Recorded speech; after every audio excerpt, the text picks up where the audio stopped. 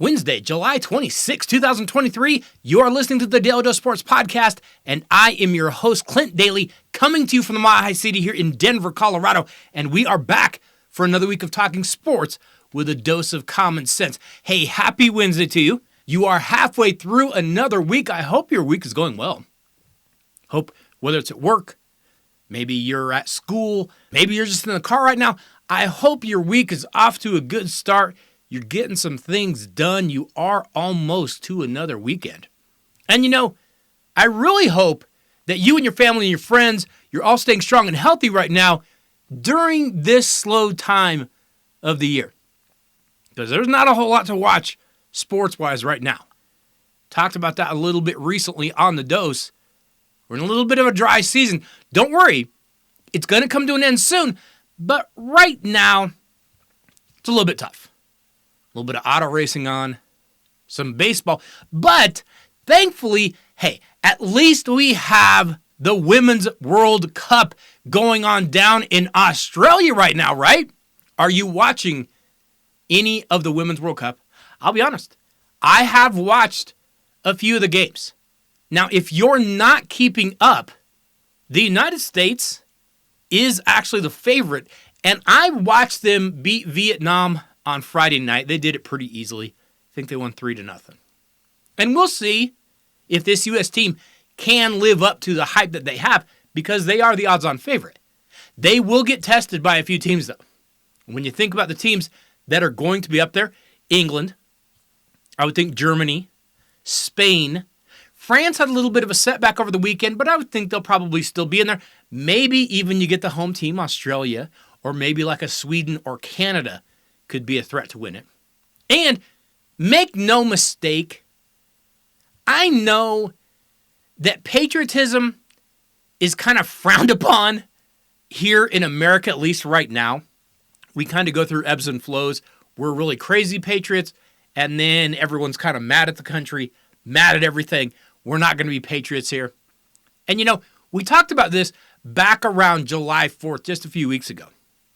This country that I live in, here in the USA, it can be maddening. I mean, there is a lot of divisiveness in the country right now, a lot of complaining right now, a lot of I hate you and I hate you, and it's all back and forth. You're the bad side, you're evil. No, you're the bad side, you're evil.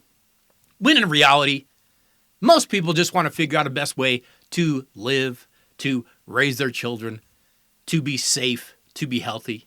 For the most part, everybody wants that. It's just that we kind of have different ideas on how to get there. For the most part, we're not that different, though. Just a little bit of tweaks in our thinking. And nowhere currently is it more obvious as far as the complaining and the whining that goes on in our country than on this current U.S. women's national team. I mean, they complain about our country all the time. If you watch, even prior to the game, there are maybe 2 or 3 of them putting their hand over their heart for the national anthem. They don't sing the national anthem. It's very stoic. It's very hands behind the back, straight up. They're not going to do anything. No emotion whatsoever. And in the media, the women's national team, they talk about how racist it is in this country. They talk about how misogynistic it is in this country, and that everyone is completely against them. They don't get paid as much as the men, despite the fact they don't bring in as much of an audience as the men. They still would like to be paid as much as the men. And so maybe the U.S. Soccer Federation here in this country forced them to stand for the anthem. That's what they did. The women's team was very against it, but they said, hey, everybody's, standing for their anthem. Most people are saluting. Most people are singing. You can at least stand up. So they're standing up. They are. You can tell they kind of don't like it, but they're standing. Meanwhile, on Friday night, we saw the Vietnam players. They had their hand over their heart. They were singing at the top of their lungs because, let's be honest, they better, or else you better sing. You better stomp your feet and light a match, because if you don't, when you go home, there's going to be problems. And yet, it occurs to me that this U.S. women's team that says how poorly they're treated, they're an all-female team made up of all different races, completely different religions, different creeds, different beliefs, different backgrounds. It's kind of unique to this country. And it also occurs to me that I know very little about women's soccer. I'll be the first to admit. I coached some high school basketball on the female side, but I know very little about women's soccer. I will admit that. And yet, I just talked a minute ago about some of the favorites that are in this field in this tournament. And they kind of tend to be the teams that allow their women maybe a little more freedom than other countries. You know, they're allowed to play a game. They're allowed to play sports. They're allowed to wear shorts, have their heads uncovered. So they have a little more freedom than maybe some other countries. And those are the countries that seem to be doing pretty well in this tournament. They're going to be the stronger teams in this tournament. And then when I look at the other end of the spectrum at the World Cup, and I look at the teams that are struggling the most in this tournament, teams from countries like Panama or Morocco, maybe Nigeria, South Africa, even China, or like Haiti, makes me kind of stop and wonder. So while our U.S. team complains a lot about how difficult they have it in this country, and make no mistake, this country, like every other, has its problems, and yet the very country they're complaining about also gives them the freedom to be as good athletically as they actually are.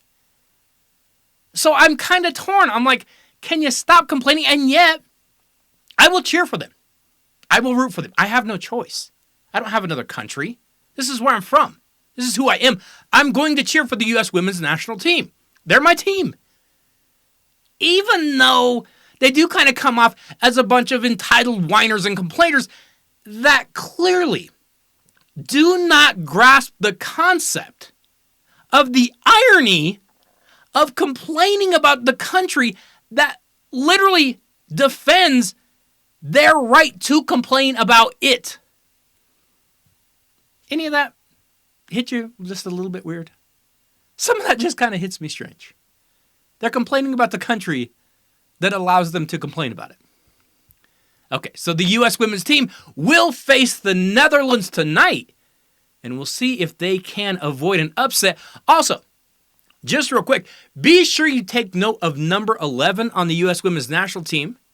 That is worn by 22-year-old forward Sophia Smith, pretty talented player that hails from, that's right, kids, a little town by the name of Windsor here in my home state of Colorado. So, hey, I've got to cheer for her. I'm still going to root for him. I'm just hoping at some point, maybe this all sinks into the women's team. They'll kind of start to figure out you might have a little bit better than a lot of other countries out there. Hey, before we jump in today, just want to remind you, make sure you're stopping by DailyDoseSports.com each and every week where we have new articles going up. We have links to the podcast going up. We have links to the Daly Dose YouTube videos that are up.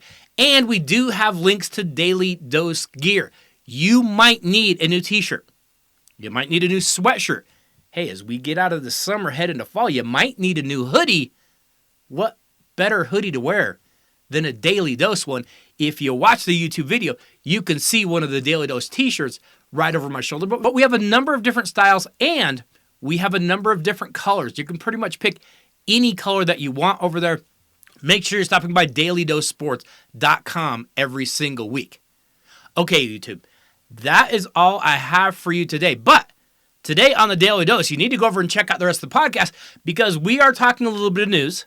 Got some NFL news coming out. Got a little bit of college football news coming out. Kind of bizarre. And we have a really, really strange story coming out about an NBA player. And it's not getting a whole lot of airplay, and I don't know why. I have some suspicions, but I'm not quite sure why. But then, here this week on the Dose. Yes, we're in a slow time of year. That's okay. We are beginning to get ready for the upcoming football season, and it is coming fast. Do you realize we are 1 month away today from real live college football games?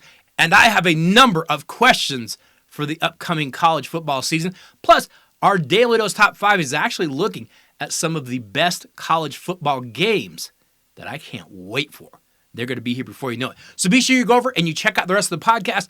I will leave a link here in the comments on YouTube for you. Hope you all are doing well. I will see you all next Wednesday. Have a great week.